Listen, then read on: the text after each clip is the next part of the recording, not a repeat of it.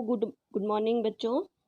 आज आपका जो टॉपिक है वो आपका जो हमने लास्ट वीडियो में आपका जो फर्स्ट चैप्टर चल रहा था, संविधान क्यों और कैसे, ठीक है, उसी को भले ही आपके सिलेबस में नहीं है। जो टॉपिक आज मैं आपको पढ़ाऊँगी वो आपके सिलेबस में नहीं है।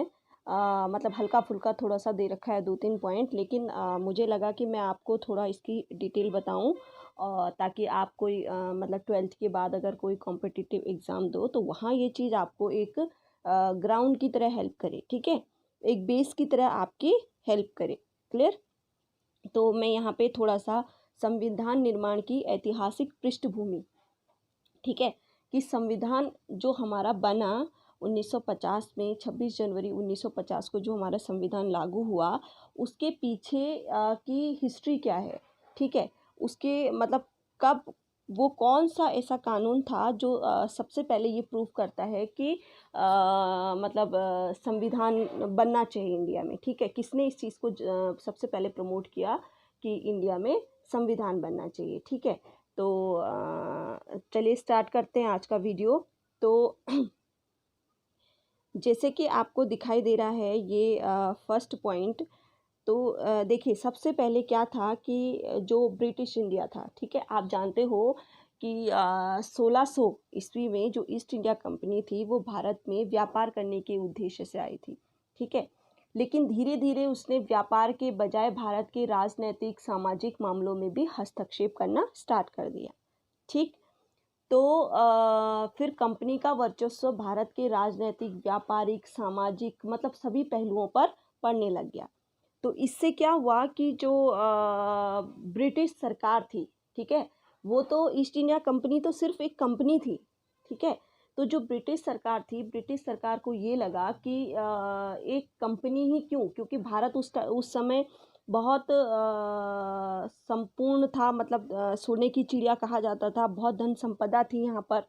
तो जो अंग्रेज़ थे उनको भारत की धन संपदा देखकर यहाँ पर कच्चा माल था उद्योग के लिए, मतलब बहुत संपूर्ण देश था भारत, ठीक है, तो उन्हें अपनी संभावनाएं यहाँ पर दिखने लग गई और यहाँ से धन अपनी कंट्री में ले जाने के लिए या फिर कच्चा माल ले जाने के लिए उन्हें लगा कि सिर्फ एक कंपनी ही क्यों भारत पर राज करे, ठीक है, मतलब सिर्फ एक कंपनी का ही क्यों वर्चस्व हो यहाँ पर पूरा ब्रिटिश का यानी पूरी अंग्रेज़ों का क्या होना चाहिए, राज होना चाहिए, ठीक है। तो इसी सोच के साथ उन्होंने क्या किया कि मतलब अपनी पकड़ को मजबूत बनाने के लिए, ठीक है, भारत में चाहे वो कोई सा भी पक्ष हो, राजनीतिक हो, व्यापारिक हो, कुछ भी हो, उसने अपने पक्ष को, अपनी जड़ों को मजबूत करने के लिए ये कुछ कानून बनाने स्टार्ट किए, ठीक है। तो सबसे पहले जो उसने कानून बनाया वो था 1773 का रेगुलेटिंग एक्ट, ठीक है, 1773 का रेगुलेटिंग एक्ट। एक्चुअली इसने क्या किया कि जो कंपनी थी ना, ईस्ट इंडिया कंपनी, उसके शासन को, उसके कार्यों को नियंत्रित करने के लिए ये कुछ तरीके के उसने क्या किए, ये कानून बनाना स्टार्ट कर दिया, ताकि धीरे धीरे क्या हो, भारत में कंपनी का राज हट जाए और ब्रिटिश का राज हो जाए, ठीक है। तो इसी बेस पे आज हम चर्चा करेंगे। तो सबसे पहले कानून बनाया उन्होंने 1773 का रेगुलेटिंग एक्ट, ठीक है। अब ये आपको यहाँ पर दिख रहा है कि ईस्ट इंडिया कंपनी को नियंत्रित करने के लिए थे ये कानून, ठीक है। तो सबसे पहले वैसे तो आपके सिलेबस में नहीं है, मैं पहले ही बता चुकी हूँ ये क्या नहीं है, आपके सिलेबस में नहीं है, बट थोड़ा सा आप इसको समझ लीजिए, ठीक है, ये बोरिंग नहीं है, बहुत इंटरेस्टिंग है, तो आप इसको समझ लीजिए। तो पहला पॉइंट है कि मद्रास तथा बम्बई प्रेसिडेंसी को बंगाल कलकत्ता प्रेसिडेंसी के अधीन कर दिया गया, ठीक है। तो इस एक्ट मतलब होता है कानून, एक अधिनियम, ठीक है, उन्होंने एक कानून क्या किया, निकाला, जिसमें क्या प्रावधान थे कि जो मद्रास, बम्बई और प्रेसिडेंसियाँ थी उनको, सॉरी, मद्रास और बम्बई जो प्रेसिडेंसी थी उसको बंगाल के अधीन कर दिया, ठीक है। उस टाइम भारत जो है विभाजित था प्रेसिडेंसियों में, ठीक, जिसको बोलते हैं ब्रिटिश भारत। तो कुछ भारत का कुछ हिस्सा तो राजाओं के पास था, जो उस टाइम राजा राज्य करते थे भारत में, और कुछ हिस्सा ऐसा था कि जो ब्रिटिश के अंदर था, ब्रिटिशर्स के अंदर था, ठीक है, अंग्रेजों के अंदर था। तो वो उन्होंने डिवाइड किया था अपनी सुविधा के लिए, ताकि वो वहाँ राज कर सकें, और मतलब अपनी सुविधा के अनुसार उन्होंने भारत को डिवाइड कर रखा था। तो सबसे पहले प्रेसिडेंसी का नाम मद्रास था, फिर बम्बई, फिर बंगाल, ठीक है।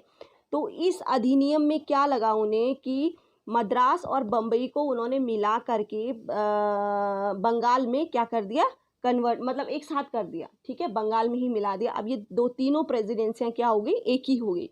तथा बंगाल के गवर्नर जनरल को तीनों प्रेसिडेंसियों का गवर्नर जनरल बनाया गया, ठीक है।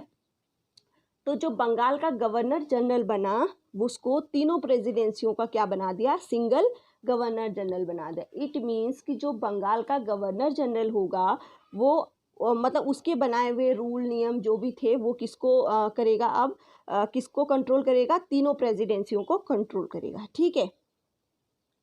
अच्छा, यहाँ पर मैं एक बात आपको पॉइंट आउट करना चाहूँगी कि जो भारत का सबसे पहला गवर्नर जनरल था उसका नाम था वॉरेन हेस्टिंग्स, ठीक है।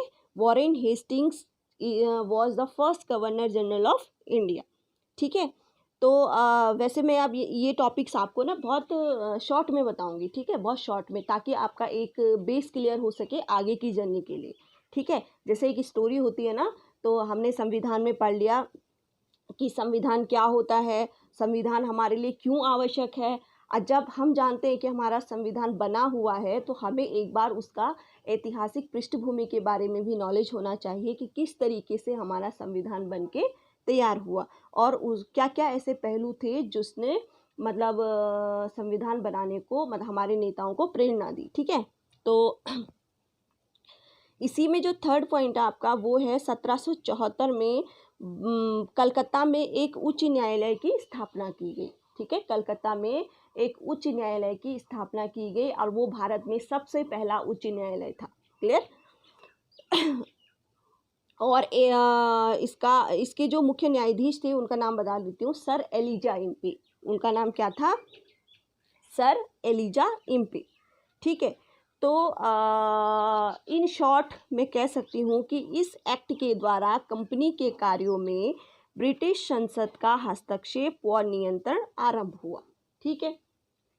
कि ये जो 1773 का रेगुलेटिंग एक्ट था, इसमें जो अंग्रेजों की मंशा थी वो क्या थी, कंपनी के शासन को नियंत्रित करना, अपनी मुट्ठी में लाना, ठीक है। तथा कंपनी के शासन के लिए पहली बार एक लिखित संविधान प्रस्तुत किया गया, ठीक। लिखित संविधान मतलब एक रूल, एक नियम बनाया गया कंपनी के कार्यों को नियंत्रित करने के लिए। क्लियर हो गया होगा आपको। अब जो नेक्स्ट था वो था आपका 1781 का रेगुलेटिंग एक्ट, यानी 1781 का रेगुलेटिंग एक्ट। रेगुलेटिंग का मतलब क्या हुआ, रेगुलेटिंग का मतलब होता है सुधार, रेगुलेशन, ठीक है। रेगुलेशन मतलब एक तरीके से नियंत्रण करना। जैसे आपको पता है आपके घरों में रेगुलेटर्स होते हैं, जैसे पंखे का रेगुलेटर्स होता है, और कई डिवाइसेस आपको पता है रेगुलेटर से, क्योंकि वो इलेक्ट्रिसिटी को रेगुलेट करते हैं, नियंत्रित यानी बराबर इक्वल मात्रा में करते हैं, ठीक है। तो इसी तरीके से ये जो एक्ट थे 1781 का, 1773 का, ये रेगुलेटिंग एक्ट ना कंपनी के शासन को नियंत्रित करने के लिए बनाए गए थे, ठीक है। तो चलिए इसके प्रावधान देखते हैं कि इस एक्ट में क्या क्या था। तो ऑब्वियस सी बात है कि जो पहला वाला एक्ट था हमारा 1773 का, उसमें कुछ कमियां रह गई होंगी। ब्रिटिशर को ऐसा लगा होगा कि इसमें कुछ कमियां हैं और हम कंपनी के शासन को मतलब कुछ हद तक नियंत्रित नहीं कर पा रहे हैं संपूर्ण रूप से, ठीक है। तो उन्होंने क्या किया, 1773 के रेगुलेटिंग एक्ट की कमियों को दूर करने के लिए एक नया कानून बनाया, दैट इज 1781 का रेगुलेटिंग एक्ट, क्लियर। इस एक्ट को एक्ट ऑफ सेटलमेंट के नाम से भी जाना जाता है, यानी बंदोबस्त कानून। इस एक्ट को एक्ट ऑफ सेटलमेंट के नाम से भी जाना जाता है, जिसको हिंदी में क्या कहते हैं, बंदोबस्त कानून, ठीक है।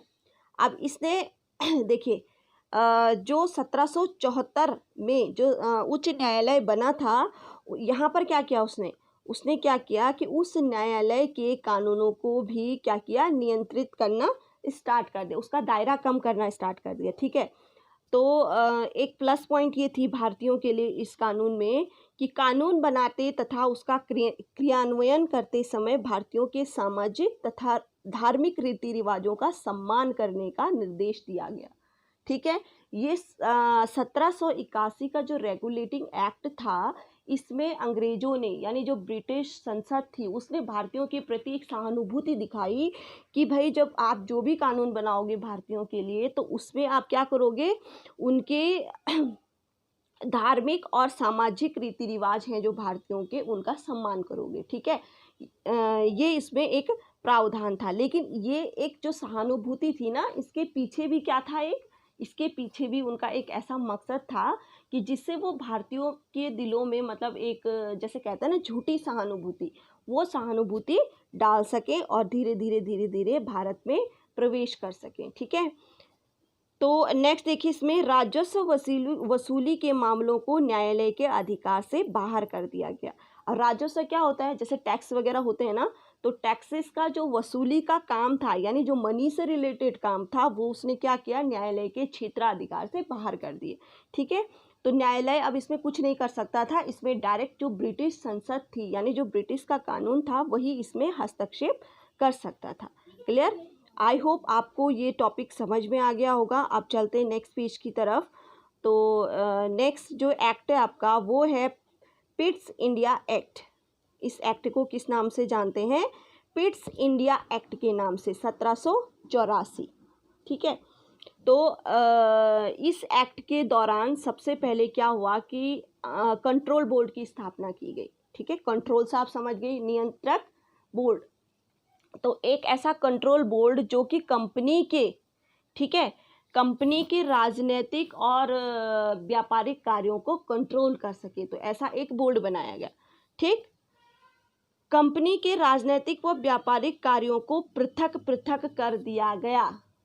समझ में आ गया कि कंपनी के जो राजनीतिक कार्य थे उसको पृथक पृथक कर दिया गया। पृथक का मतलब उसको, कंपनी को ये बता दिया गया कि भाई आप सिर्फ इन्हीं क्षेत्रों में काम करोगे और आपके जो मतलब दायरे में रहेंगे वो ये काम रहेंगे और बाकी कामों को आप छुओगे नहीं, यानी आपका कुछ हस्तक्षेप नहीं होगा। ठीक है, तो फर्स्ट टाइम क्या किया गया, जो ईस्ट इंडिया कंपनी थी उसके कामों को राजनीतिक और व्यापारिक को पृथक पृथक किया गया, क्योंकि व्यापार करना था उसका काम। ठीक है, और जो राजनीतिक मामले थे वो कौन हैंडल करना चाहता था, ब्रिटिश संसद। ठीक है, ओके।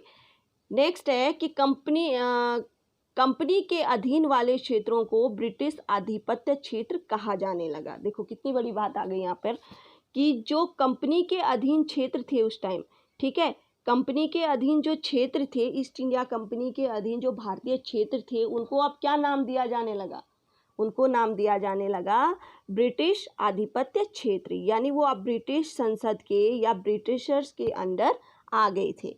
ठीक है, देखिए मैं एक चीज़ आपको यहाँ पर क्लियर कर दे रही हूँ कि ये जो कानून बने हैं ना, इस कानून का मेन मकसद था कि जो ईस्ट इंडिया कंपनी थी उसको, उसके कामों को, उसके जितने भी कार्य थे उसको नियंत्रित करना। ठीक है, और नियंत्रित भारतीयों की भलाई में नहीं था इसका। ठीक है, इसका उद्देश्य भारतीयों की भलाई के लिए नहीं था। इसका उद्देश्य क्या था कि मतलब ब्रिटिशर्स थे, ब्रिटिश संसद थी, वो क्या चाहती थी कि सिर्फ एक कंपनी भारत पर राज ना करे, सिर्फ एक कंपनी का वहाँ से प्रॉफिट ना हो, बल्कि पूरे ब्रिटिश का हो, मतलब। ठीक है, इस तरीके से उन्होंने ये कानून उसको बनाना स्टार्ट कर दिया। ठीक है बेटा, अब नेक्स्ट आपका कि ब्रिटिश प्रशासन का कंपनी के कार्यों व प्रशासन पर पूर्ण नियंत्रण हो गया।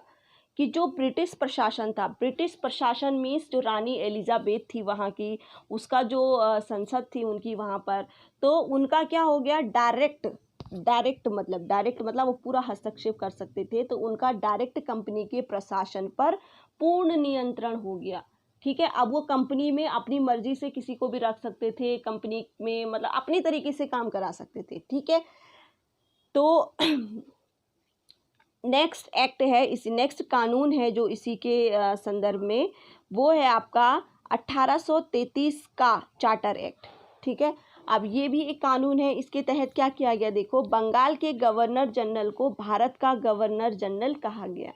ठीक है, तो जो भारत का गवर्नर, पहले देखो बंगाल का गवर्नर जनरल बनना, बंगाल के अंडर ही दोनों प्रेसिडेंसियों को रखा गया। तो वो कौन थे जो बंगाल के पहले गवर्नर जनरल बने थे, वॉरेन हेस्टिंग्स। ठीक है, तो भारत के भी सबसे पहले वही बने। अब देखिए, अब जो प्रेसिडेंसियाँ थी उनको कन्वर्ट करके पूरे भारत का बना दिया गया। यानी अब आप समझ रहे हो ना इन पॉइंट से क्या समझ आ रहा है कि जो अंग्रेज थे वो धीरे धीरे भारत पर कब्जा करना स्टार्ट कर रहे थे, ठीक है, राजनीतिक मामलों में भी। तो बंगाल के गवर्नर जनरल को भारत का गवर्नर जनरल कहा जाने लगा और भारत के पहले गवर्नर जनरल कौन बने? विलियम बेंटिंग्स। कौन बने? विलियम बेंटिंग्स, ठीक है। तो नेक्स्ट है, इसमें पहली बार ऐसी सरकार का निर्माण किया गया जिसका ब्रिटिश भारत वाले संपूर्ण भारतीय क्षेत्र पर पूर्ण नियंत्रण था। इस एक्ट के द्वारा आप देखो, उन्हें 1773 के एक्ट में भी सफलता नहीं मिली, ठीक है, और 1781 के एक्ट में भी नहीं मिली, 1784 के एक्ट में भी उन्हें लगा कि कुछ कमियां हैं। फिर उन्होंने 1833 का चार्टर एक्ट निकाला और उसमें एक बहुत इम्पॉर्टेंट बात क्या बताई कि पहली बार ऐसी सरकार का निर्माण किया जाए जिससे कि पूरे ब्रिटिश भारत पर पूरे ब्रिटिश भारत वाले संपूर्ण भारतीय क्षेत्र पर उसका नियंत्रण हो। किसका नियंत्रण हो? सरकार का नियंत्रण हो। कौन सी सरकार का? ब्रिटिश सरकार का, ठीक है। तो नेक्स्ट देखिए, नेक्स्ट कौन सा कानून था कि 1853 का चार्टर एक्ट, ठीक। इसने पहली बार गवर्नर जनरल की परिषद के विधायी व प्रशासनिक कार्यों को अलग अलग किया, ठीक है। तो अब जो गवर्नर जनरल थे, गवर्नर जनरल बन गए, उनकी एक परिषद हुआ करती थी, उसमें सदस्य भी हुआ करते थे, ठीक है। उसमें एक हेड होता था और 4-5 सदस्य होते थे, ठीक है। तो इस एक्ट ने क्या किया, 1853 के एक्ट ने, कि उनके प्रशासनिक कार्यों को और जो विधायी कार्य, विधायी का मतलब आप क्या समझो, यहाँ पर बहुत इंपॉर्टेंट टर्म है विधायी। विधायी मतलब होता है कानून बनाना, विधायी मतलब कानून बनाना, ठीक है। तो कानून बनाने का काम भी अब उन्होंने अपने हाथ में ले लिया था और जो परिषद बनाई थी ना गवर्नर जनरल की, उसको 2 भागों में बांट दिया, ठीक है। एक क्या करेगा, प्रशासनिक कार्यों को देखेगा और एक क्या करेगा, रूल नियम्स बनाएगा, ठीक है। एक रूल नियम बनाएगा, दूसरा प्रशासन क्या करेगा, उस रूल नियम को फॉलो करवाएगा। क्लियर? ओके, आई होप आपको ये वीडियो समझ में आ गया होगा। अब ये जो फर्स्ट पार्ट था हमारा, यानी जो संविधान निर्माण की ऐतिहासिक पृष्ठभूमि थी, अभी तक हमने यहाँ पर इसका क्या पढ़ा, फर्स्ट पार्ट पढ़ा। अब जब हम नेक्स्ट वीडियो में एंटर करेंगे, नेक्स्ट वीडियो करेंगे, तो वो होगा आपका सेकंड चरण, यानी सेकंड पार्ट, जहाँ से आपको लगेगा, आप ये जान पाओगे वहाँ पर कि जो ब्रिटिश राज था वो किस तरीके से पूर्ण रूप से भारतीय राजनीतिक, सामाजिक, व्यापारिक और प्रशासनिक कार्यों में उनका पूर्ण हस्तक्षेप हो गया, ठीक है। तो मिलते हैं आपको नेक्स्ट वीडियो में।